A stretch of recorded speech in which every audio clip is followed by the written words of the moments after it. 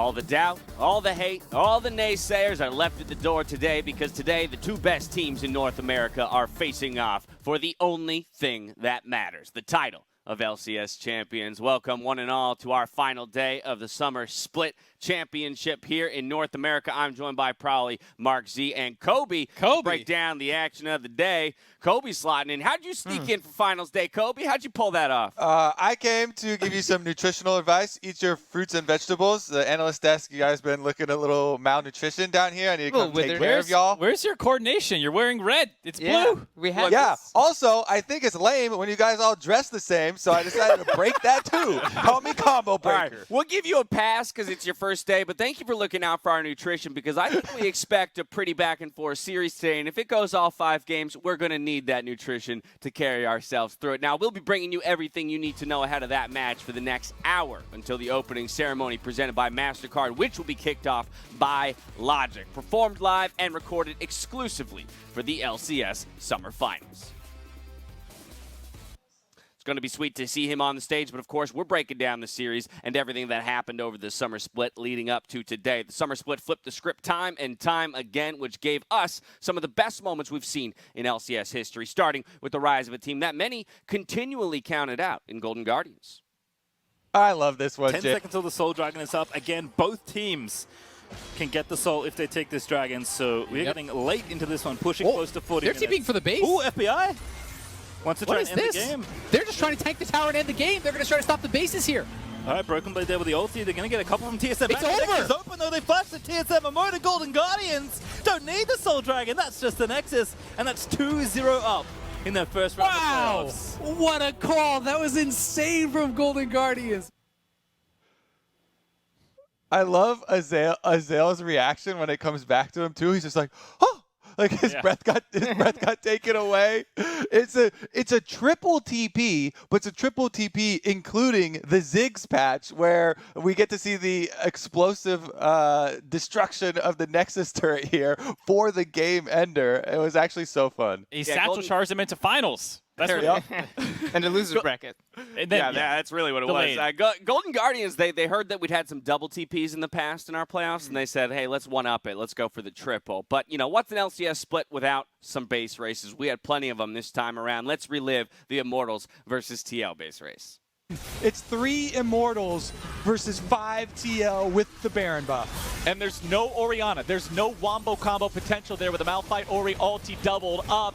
Alorum jumps in. He's trying to hold the line, but Apollo and Hakuo, what can they do? Hakuo forced to run away. Jensen grabbing the kill onto Alorum. Smithy back alive. Team Liquid still looking to end this one. It's 10 seconds until Insanity is back into the game, but Team Liquid may have bit off more than they can chew. Impact barely walking himself away from this one. Apollo trying to keep them at bay, utilizing the volleys. Tactical is incredibly strong, trying to continue building distance here for himself.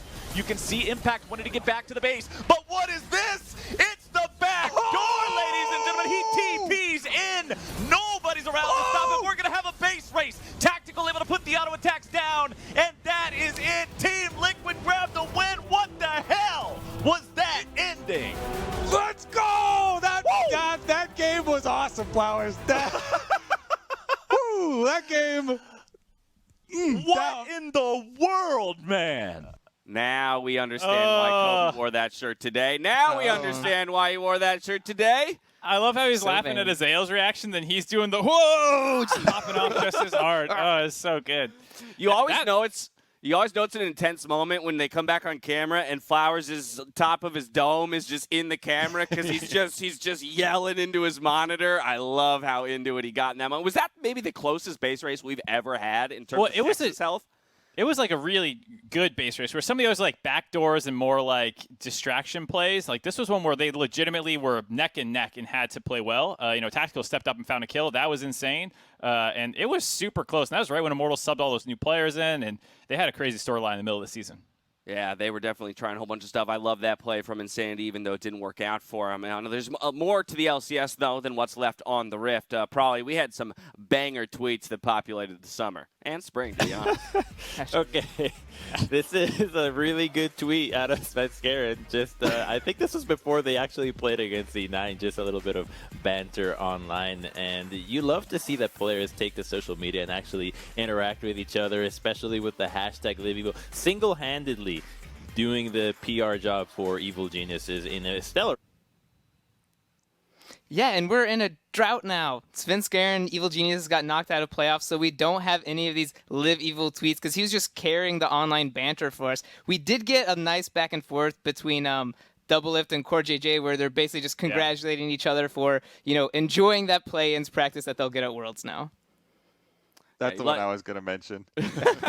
As well as, Jensen had some good trash talk as well towards Bjergsen. I love to see that. I love to see our, our top players going at it a little bit, and then obviously putting it all out onto the Rift. Now, we were lucky to have some monster moments in playoffs as well. We got to look back on Rookie Tactical's base defense, possibly the best. And the respawn timers are 30 seconds on 2 of them. It is a 3v5 defense. The carries are alive. The wave clear is in. Ignar taken up in the front line, puts on the shield. Can they Tactical! Tactical tries. He finds 1. He finds 2.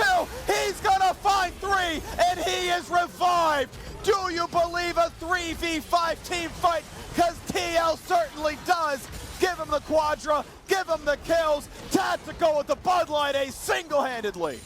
The Rookie of the Year saving TL's upper bracket run here.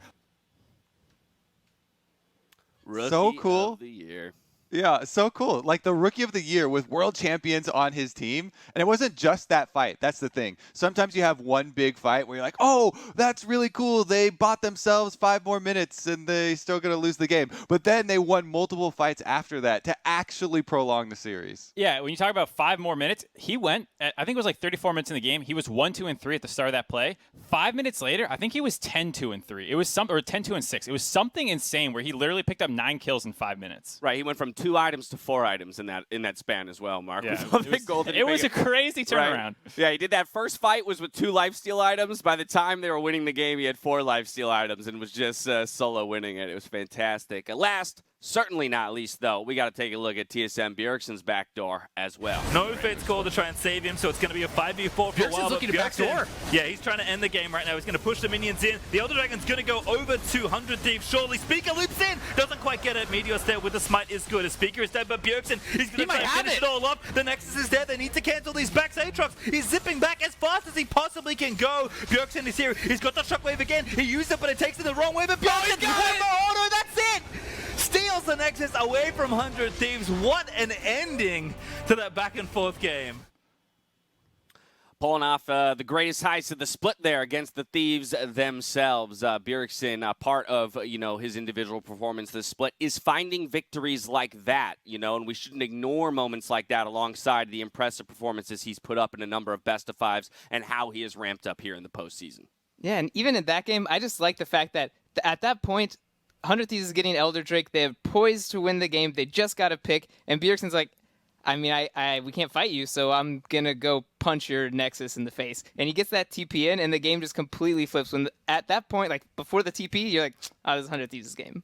Yeah, I love it when players start thinking about the game a little differently, right? Realizing that one thing is no longer an option. We got to find our answers elsewhere. Well, as with splits before, the State Farm Cosplay Contest was rather a heated competition this split with Odyssey Jinx, Project Fiora, Dark Cosmic Jin, and many, many more. So without further ado, let's see who won the 2020 Summer Cosplay Contest.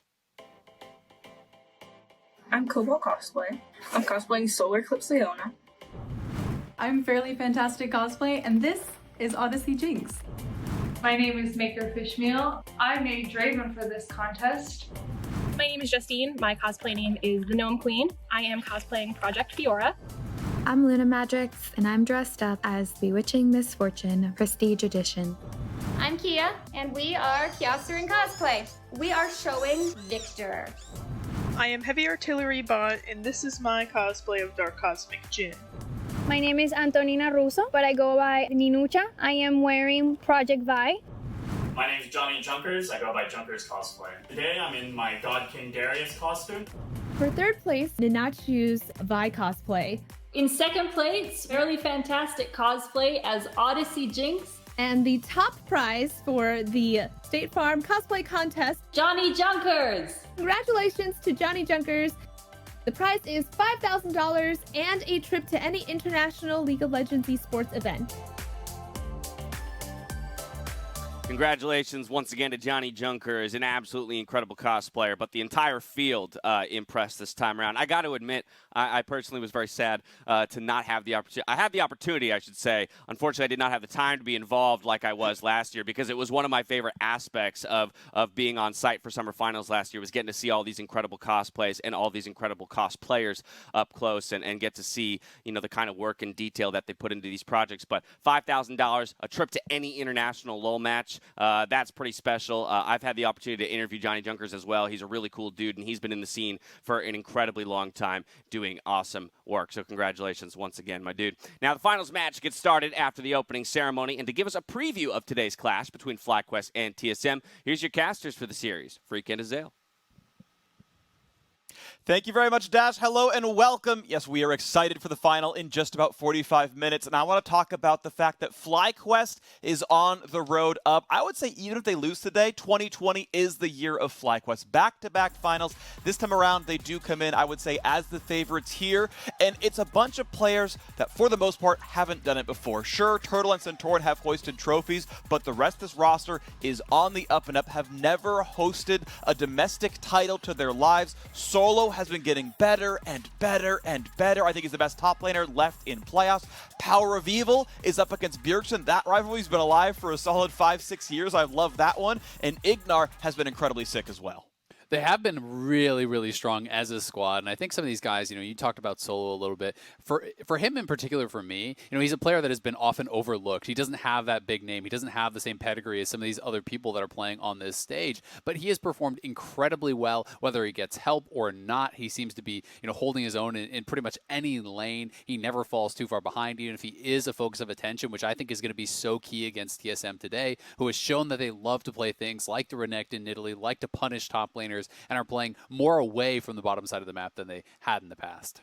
Yeah, I'm super excited for Solo's future overall. I'm going to bet 2021, the battles between him and Licorice for best domestic top, and he might win it. We'll see as time goes on, because he's been growing year over year. Centauran was my vote for best jungler in the LCS this split. #1 all-pro team for me. He is so incredibly good. Spica has certainly stepped up overall in the playoffs, but Centauran is an absolute monster in the jungle.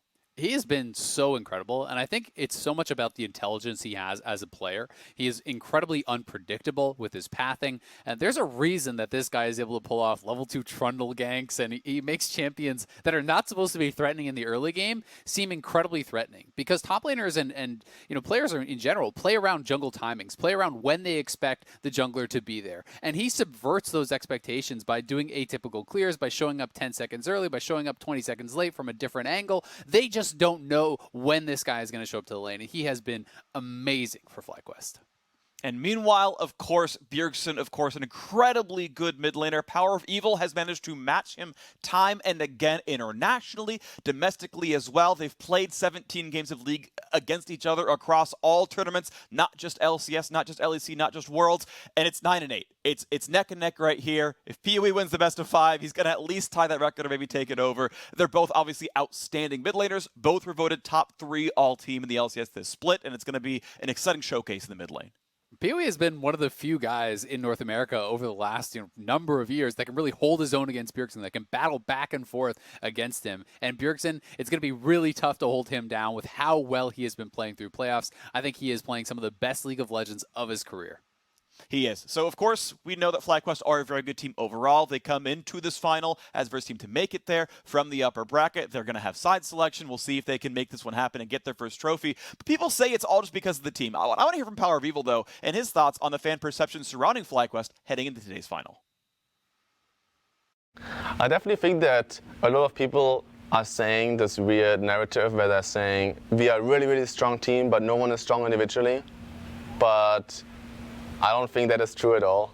I feel like Centauran beat most top junglers. I beat most top mid laners. Like, people were saying like Jensen and Bjergsen and all these mid laners are like so good and so much better. But if you think about the record, in the regular season we beat TSM 2-0, We now won against TL 3-2, and in the regular season it was 1-1. I feel like people are really underestimating our player strength, saying we are only really, really strong team as a team and not actually individually. I think we are both.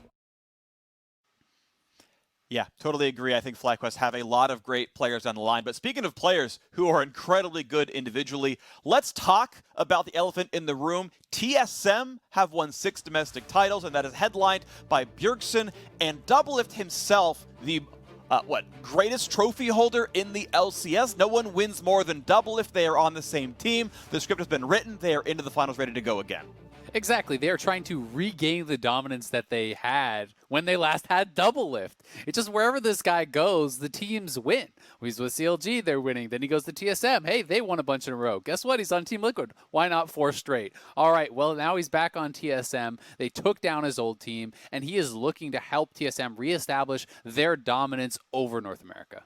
Yeah, going to be excited to watch mid and bot lane, especially everyone else around TSM, though, is stepping up, and we'll talk about them over the 5-hour series in front of us. Don't worry, there's a lot to talk about. All these players are definitely outstanding. Now, we are stepping away, but when we return, here's a look at this week's mic check, which followed the upper bracket final between FlyQuest and Team Liquid. I'm doing new skins, so we're going to be 100% winning. I mean, really, guys, if I'm ahead this game, I think it's very easy for me to just carry. No arrow. Here we go. On Ash. Yeah, Ash on dash. You haven't. Hook 3, hook 3, hook 3. Hook 2, hook 2. Nice. Yeah. Ajir. You can look Ajir side. My turn 5. Yeah. Come here. I'm looking at this. I'm nothing. K to spot side, K to stripe. We can go mid chest. 5 seconds. Laka is between us. They're looking me. I'm dead. Come at Shen. Come for Shen. I have ulti still. I'm not trapped. Can you look? I can look for end if they try to stop. Yep. He's here. Come. Next lane up, yeah. I'm here. Yeah, I have W. Volleyball. Yeah, look volleyball. I have W. He's down. Kill volleyball. Yeah. 2-1. Second. We got. Oh, close push. We have GP out, guys. Fighting hard. Go push me. I go on. Tyra. Koguma. Tyra. Koguma. No. I'm gonna better. Can you hear it? I'm okay. I think he's fine. Okay. 3 seconds, I'm going. I'm going here. 3 seconds, I'm going. Still in here. I go door. I still shoot us. Play together. Nice, cut. Nice. No mana. I'm speeding corner. There is cut. Nice for him. Kill him, no mana. Yeah. Nice. Let's make sure we get this dragon. 30 seconds to 4. Need to play time. I'm flat. I'm holding this. For you. Yeah. Stun Rory. Yeah. Nice. Ulted. Yeah, I got it. Nice. Nice, good stuff together. We need to split this. I stun him. Get it. How OP is it? Pretty cool. Ash can still carry this, guys. Watch out. Ash, don't play. He's technical. 1v3. I can motion in here.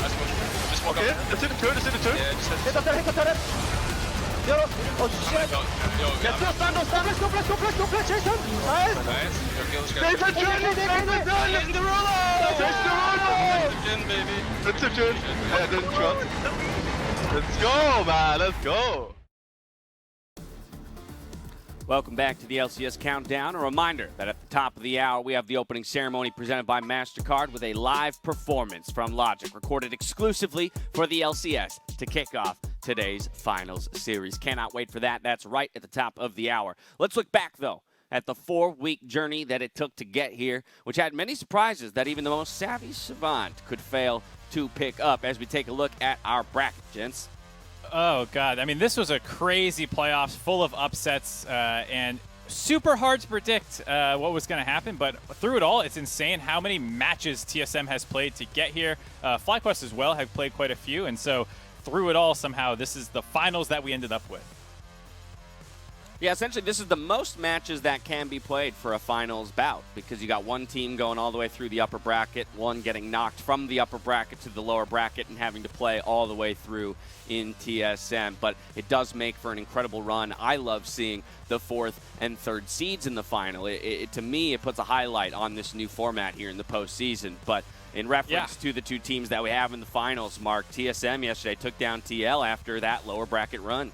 It was an insanely close series, full 5 games, and pretty much anytime you get there's going to be a lot of different things going on, multiple people stepping up. You have Spica and Double F, especially later on in the series, having monstrous performances. Bjergsen as well, having a fantastic game. Biofrost stepping up. Everyone had these different moments where they really shown how good they were. Yeah, and I like that with the format and having so many games for all of them to play, it has really highlighted adaptation. And Doublelift is one of the prime examples of that. You remember Team Liquid Doublelift Senna and TSM Doublelift Senna. Very different courses that we've gone on. Yeah, I'd love to see him call that out as well, right? And he breaks the curse just in time with some pop-off performances, helps lead the team to victory and another finals appearance. Mark? Yeah, he's been playing Senna great for a little while now, so it's just cool to finally see him, win a series basically spamming Senna and against the team that he couldn't quite perform on it earlier in the spring. It was just hilarious. Yeah, exactly. Now, probably with FlyQuest and TSM in the finals, of course, I think this puts a spotlight on some of the other big surprises from the split, most notably C9's collapse from spring to summer and now out of contention and no spot at Worlds. Yeah, honestly, after dominating for so long, when they started to have a slump in summer, everyone was just kind of thinking, like, this is just a temporary thing. They're experimenting. They're just behind the meta. Maybe in playoffs they can pick it up once it's best of 5s and they have more time to develop their strategy. But what ended up happening is they ran into FlyQuest immediately, and FlyQuest had them completely downloaded. They had level 1s planned for all of Cloud9, and during this time, Cloud9 wasn't able to pick up, the Caitlyn picks, which were really famous at the time, or still pretty famous right now. And the fact that this such a dominating team wasn't able to get a foothold after all this time to prep for playoffs was, pretty shocking. It ruined all of our brackets.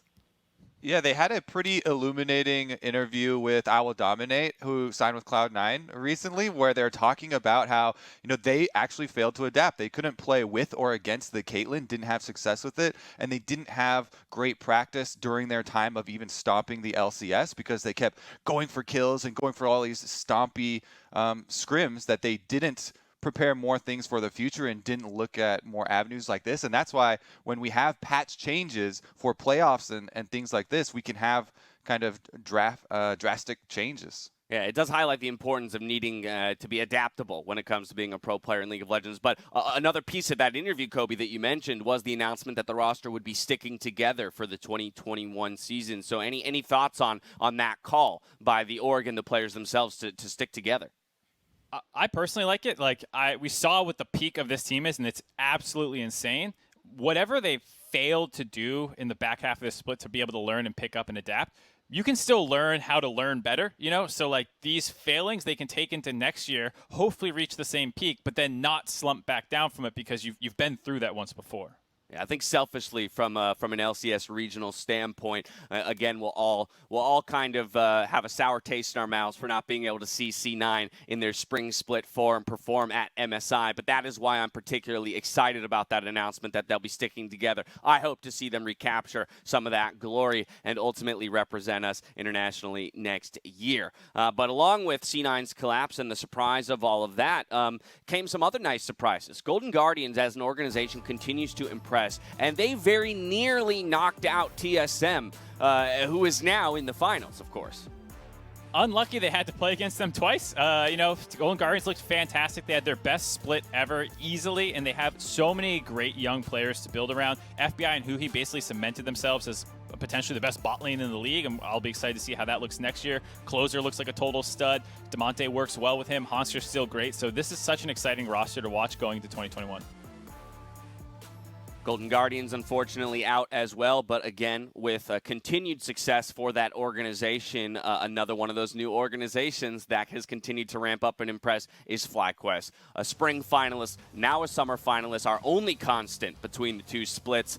They truly are representing greatness here.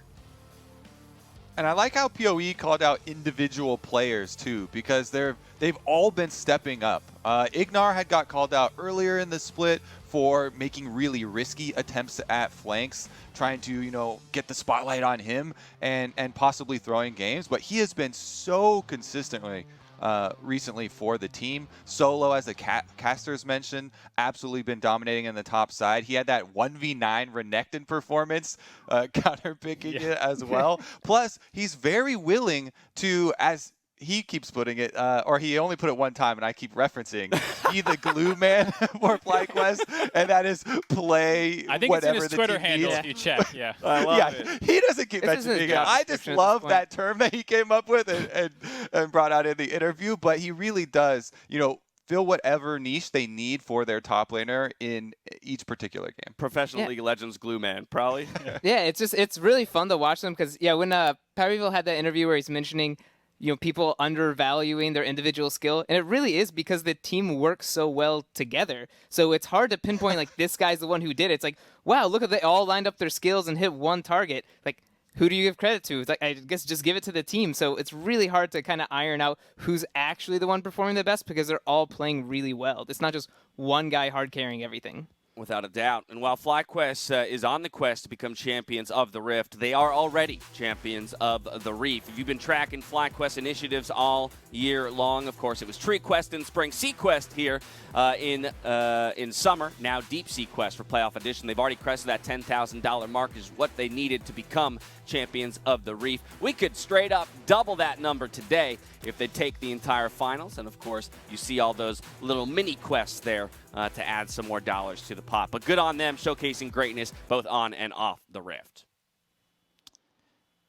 With that, though, I think it's time for us to run through the brackets that y'all predicted at the top of our postseason. We're going to start with Crumbs. He's not here with us at the moment. Yeah. But in fact, I think he had quite an impressive prediction of this postseason with the new format. He was the only person, it seems, of the three mainstays on the analyst desk, Crumbs, Mark, and Prolly, that had FlyQuest running that upper bracket all the way to the end.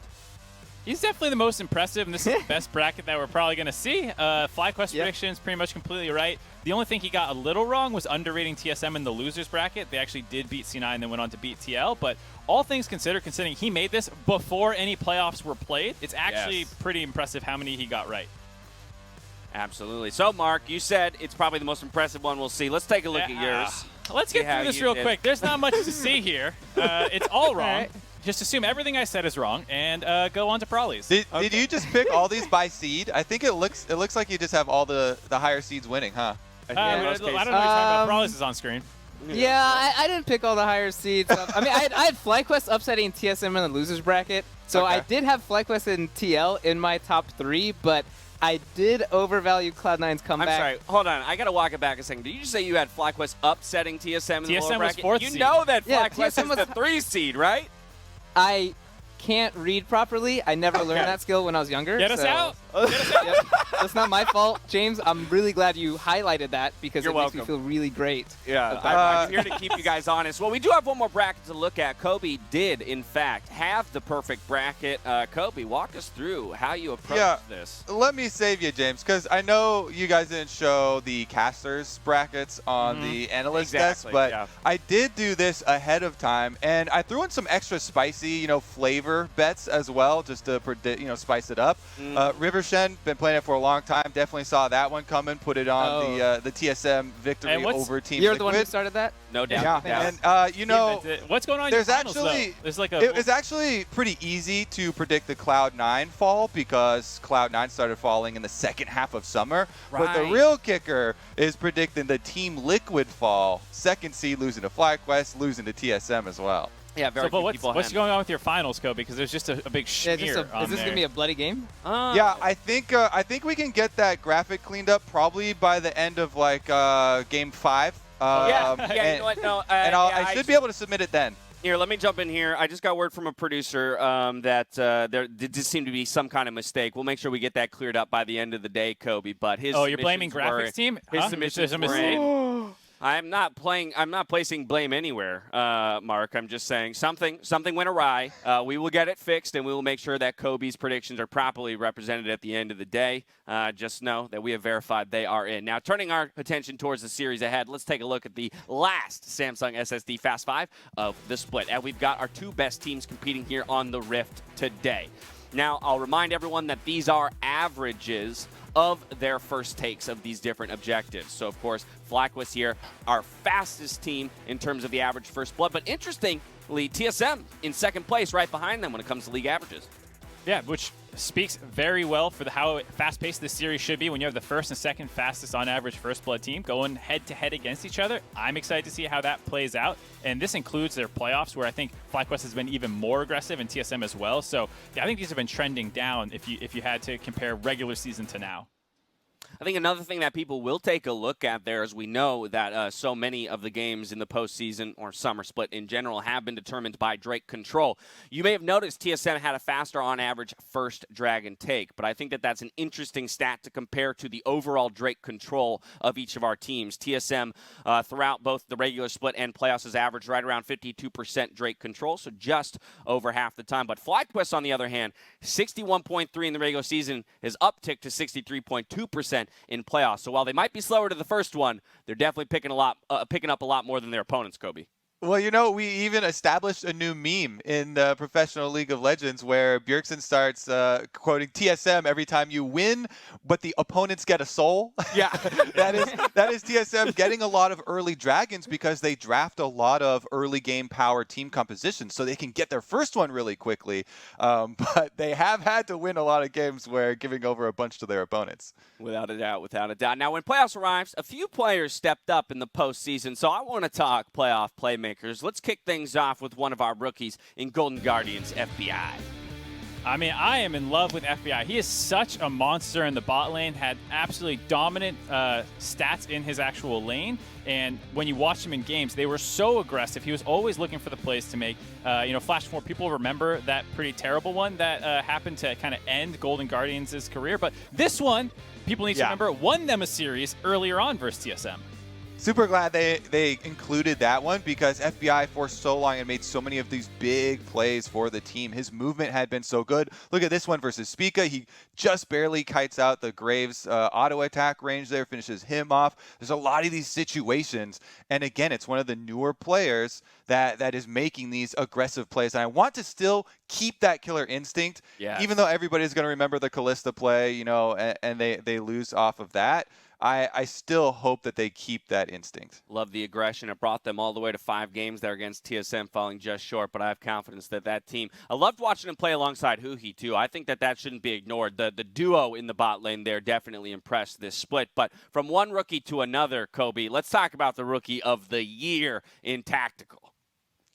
Tactical definitely deserves Rookie of the Year. Did you see his team fight saving, playoff series saving for a little bit? Fight for Team Liquid to extend their series. All split long, though, playing with Core JJ. He has really developed a really strong synergy. They had already been playing a whole bunch as a duo in solo queue. You can see it in their games. The communication is there. The coordination is there with a lot of the lanes that they like to run to.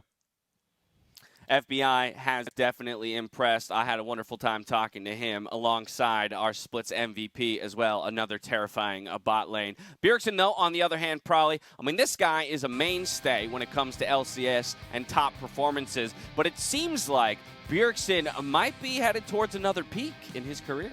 Yeah, and he's also peaking in most banned player in the world. He got 23 out of 25 bans against him in the Golden Guardian series. The only reason he didn't get the full 25 out of 25 was because he picked his champion early, and that doesn't really stop him. He's kept playing these really annoying champions that you almost don't want to ban. Whenever he gets the Syndra, whenever it goes to Game 5, he gets the Zillion, and all these champions are such big playmakers for the team. And it's not like he has a small pool that you ban out, but you just need to stop him from having champions that can easily influence the map. And so he has to try a little bit harder, but then he still gets it done on things like, the old man Zillion, stuff like that.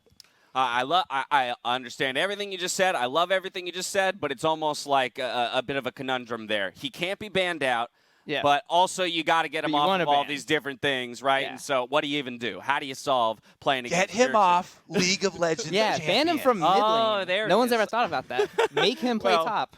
That's a Blow his task computer for up. FlyQuest today. Oh, hey, Mark coming in with the solid answers. Okay.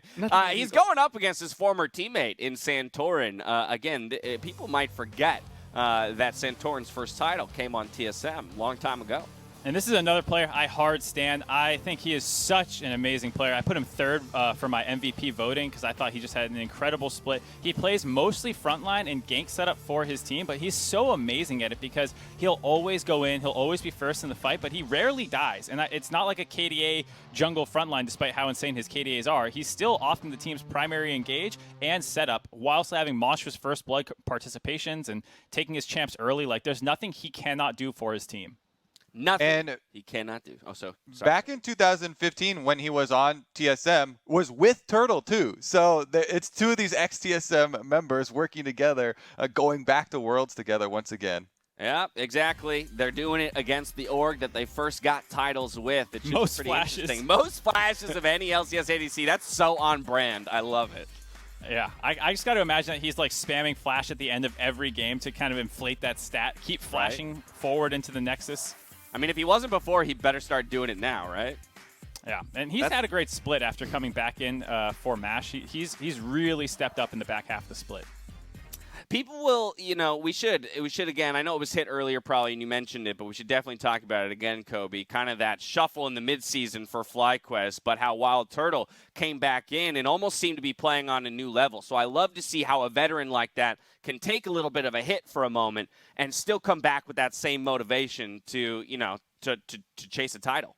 Yeah, that's a theme we've kind of been talking about with both Turtle and Biofrost, how they both got these kind of short-ish benchings, and they actually came back more motivated and playing better. We mentioned the flashes as a meme for Turtle. That's kind of the longest-standing meme for him as a player. Flashing forward, aggressive flash, ha, ha, ha. But another reason he's remembered for flashes is for flashing these point-blank CC abilities. Malphite ult from a brush right next to him is the first thing that popped into my mind. And recently, he's still performing. He flashed over the Ash arrow, which has a weird hitbox at the end of the skill shot rather than at the front of the arrow, showing that he has all this game knowledge and still has the mechanics to pull those off. Well, with TSM's bot lane improving and impressing throughout the course of the postseason, Wild Turtle will have his work cut out for him today. We are going to head into a quick break, but as we go, let's take a look at the storied rosters who have etched their names into LCS history before we find out who will join them later today.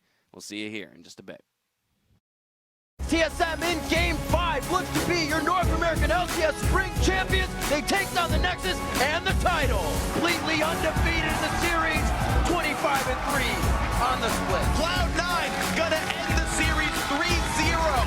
TSM goes to ball 5 and takes down Cloud9. The consecutive wins for Team Solomid. Counter Logic Gaming fighting every season since there has been one, and now taking down Team Solomid. CLG proved you can change the players, but the faith remains. The most dominant organization in North American League of Legends, but once again, NALCS champion.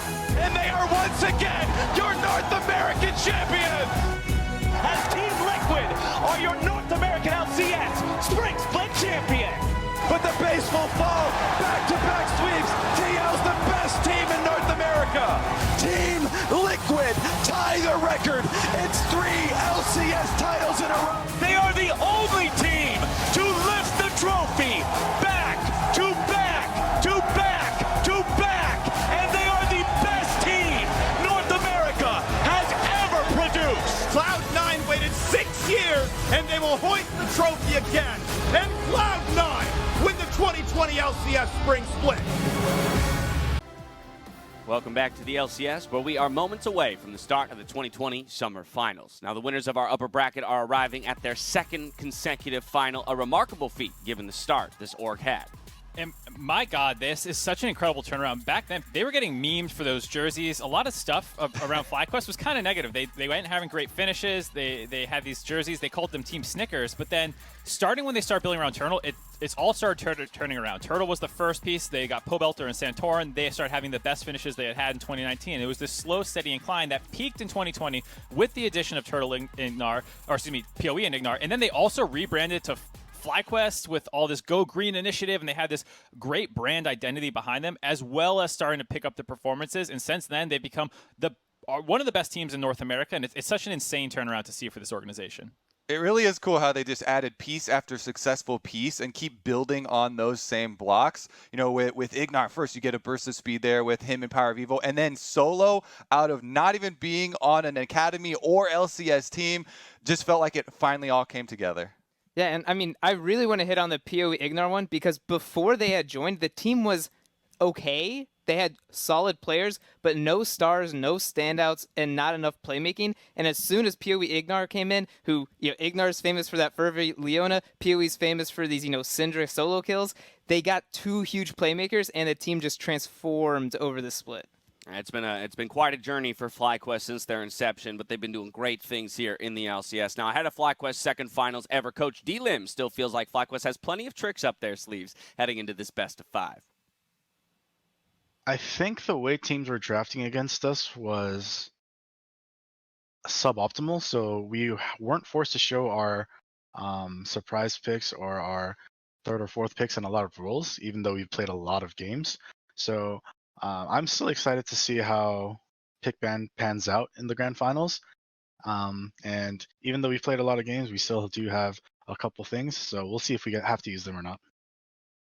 I just think a lot of our players are playmakers. And I think even in the international stage, I don't think some of our players will be lacking in that department. So we can definitely, if we see a play that we think is good, we'll go for it. And I think that's the key to playing against the top tier teams in all over the world. If you sit back and scale, or if you are too afraid to make plays, then you definitely won't win by hoping the other team throws. So I think we do have a good mix of playmakers on our team, and it'll be exciting to see our matches in Worlds.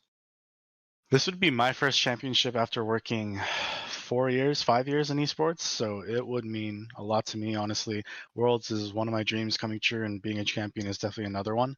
I think FlyQuest has never won a championship either. I'm sure the organization will feel very similar to how I would feel. And a lot of our players are really hungry for it too.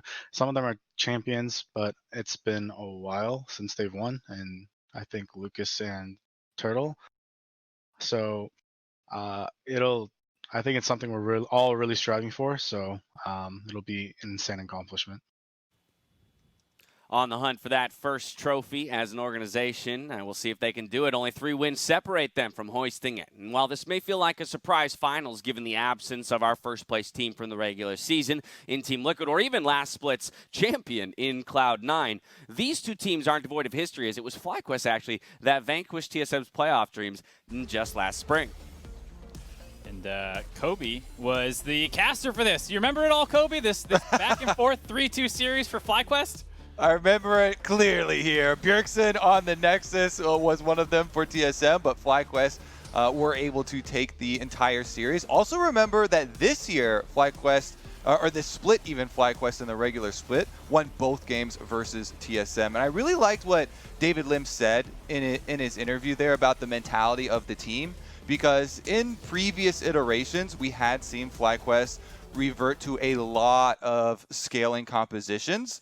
However, they have had, especially Santorin and Ignar, as big playmakers for the team. Was that the same shirt again? Yes, it was. I was going to say the same thing. We lined it up. I was like, what the heck?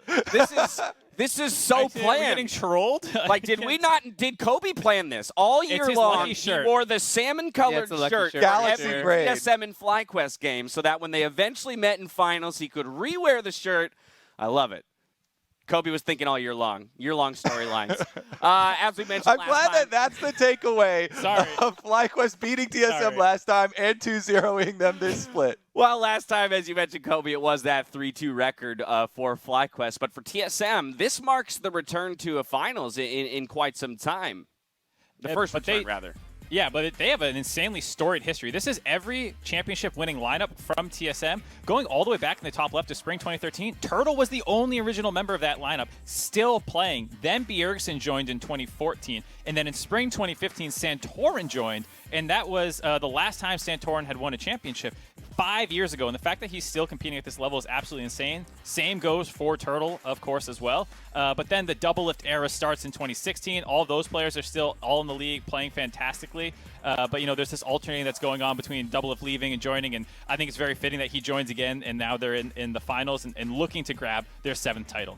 It's pretty wild that you go summer 16, spring 17, summer 17. It's double lift, Turtle, double lift, and now Turtle's back on FlyQuest, Double is back on TSM, and they're against each other in the finals. He couldn't have scripted it better, quite literally. Now, while Turtle does aim to get his first non-TSM title, though, I think that is an important distinction. While he does have a couple in his pocket, this would be the first time he does it on a separate organization.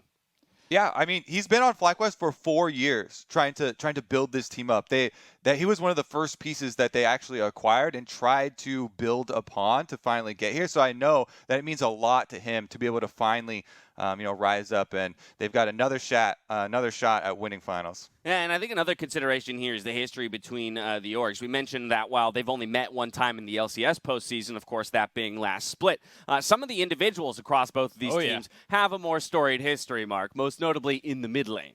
I mean, Bjergsen versus PoE, Bjergsen loves to downplay the rivalries that we talk about, but I think we have to acknowledge this one. The 2014 IEM that happened way back, the first time they met, and they had the gold card TF. I was actually casting that as well, Mark. We should check and see if I was wearing the shirt. I was going to say, was he wearing the Pull shirt? it up. Do we have footage? Kobe's OG casting their first matchup. But then they also had the Worlds where they were in the same group, and Misfits got the better of Bjergsen then as well. And so even though the record between the two players is very close, I think it's 9-8, it actually feels like every time it's really important, it is PoE that starts to get the better of him. So now in the finals, I'm really excited to see them go head-to-head. Yeah, and I think the most important part of this matchup is just the champion pools. You see, they have so many shared champions. They're all huge carries, right? The Cinder, the Azir, the LeBlanc. But if you look at their specific champion pools, we have Power of Evil on the left side. These picks are counters to mid champions that are played. So you'll see the Galio, he picks the Swain. You see the Zoe, he'll pick the Malzahar. You see the Azir, he'll pick the Kog'Maw. But on Bjergsen's side, his counter picks are pretty much for the team. The Twisted Fate, the Set, the Fiddlesticks, these are team roaming champions where he's trying to make an impact for the rest of his players. So both of these kind of mid laners have this weird counter pick style where it's not really just the 1v1 that matters, it's how their role fits into the team. I think the other thing that's really interesting to me as well is that one of the things that seemed to throw a big wrench in TSM's game plan was the takeaway TF pick by Jensen. We haven't seen any globals really out of PoE this split. He doesn't have the Galio in there. He doesn't have the TF, so we know he can probably play it, but we haven't seen it yet. And I wonder if they're going to be able to use a global strategy to try and shut down the Broken Blade carry threat. Producers, check the footage, Kobe. You were wearing just a pretty mundane black jacket and like a dark gray shirt. My immersion is totally Excuse ruined. me, I liked that jacket.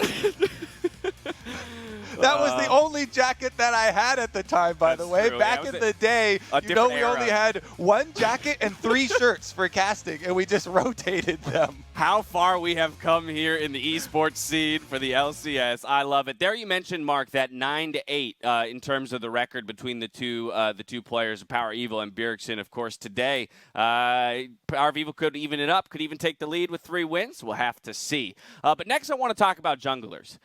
Because we've already popped off about Santorin a little bit. Mark, you stand him quite a bit, as you mentioned, but Spica stepped up in a huge way, especially yesterday in the series. Everybody, especially myself, love the Jungle Shen coming out as a flex pick, opening up other strategies for the team, but don't let the focus on Jungle Shen crowd out what he's been doing the entire time for TSM. Look at the variation in types of junglers that he has played for this team. In the previous series, he plays completely different ones. Evelynn, Graves, Lee Sin, Skarner. He plays frontline, he plays tanks, he plays assassins.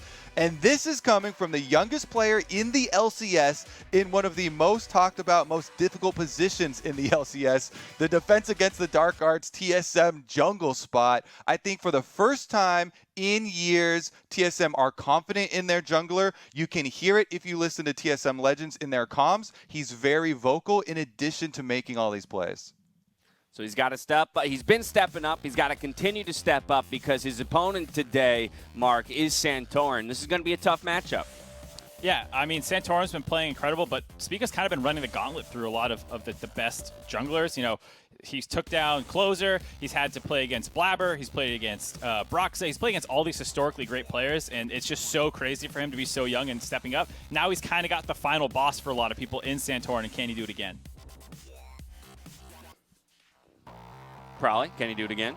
Can he do it again? I think he can. I mean, I'll be honest, Spica is really exciting because TSM's giving him the agency to play these kind of champions. So, yeah, we're not seeing this, you know, Sejuani, let's farm, or some, like, I don't know, Trundle that, you know, is not allowed to gank or anything. Like, he pulled the Santorin's Trundle ganks. Santorin's Trundle for sure Trundle slaps. can be threatening for sure. But historically, the TSM Trundles have been mostly about vision and not really killing like Santorin's jungle. The takeaway here is that he's not a ward. Everyone can press the button. Everyone can pop off. We have confirmed officially not a ward for Spica. It's happening. I think he's not a ward. He kills people. I think that's a first for TSM as an org, right? That's a historical first for TSM. I mean, that's throwing a lot of shade at a lot of great junglers. I declare, by the way. I declare this meme dead. It is now in the grave. You know what? Toby has buried it. I second that declaration. Let's move on. Santorin, though, is the best jungler in the league. I think at this point, through his postseason performance, that could be agreed upon.